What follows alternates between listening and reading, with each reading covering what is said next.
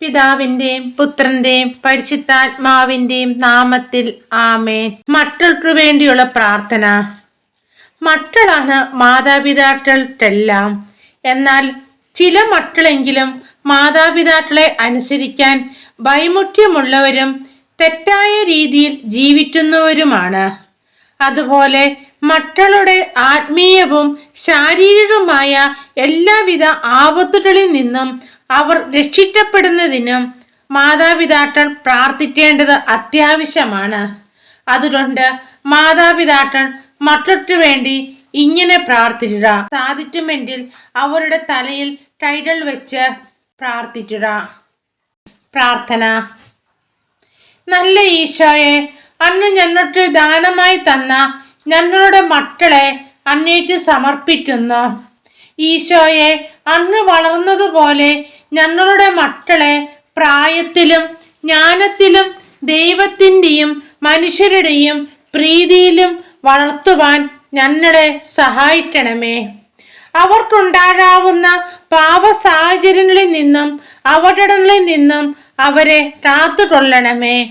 സർവശക്തനായ ദൈവമേ, ഞങ്ങളെയും ഞങ്ങളുടെ കുഞ്ഞുങ്ങൾക്ക് ജന്മം നൽകിയ നിമിഷങ്ങളെയും അവർ ഉദരത്തിലായിരുന്ന കാലഘട്ടത്തെയും അങ്ങേക്ക് സമർപ്പിക്കുന്നു. അങ്ങയുടെ പരിശുദ്ധിക്ക് നിരക്കാത്തതായി ഞങ്ങളിലൂടെ മക്കളിലേക്ക് വരുന്ന എല്ലാ മുറിവുകളെയും അവിടുത്തെ തിരുരക്തത്താൽ കഴുകി വിശദീകരിച്ച് അങ്ങേ തിരുമാറിനോട് ചേർത്ത് സൗഖ്യമാക്കണമേ. അങ്ങയുടെ പരിശുദ്ധാത്മാവിനാൽ അവരെ നിറയ്ക്കണമേ.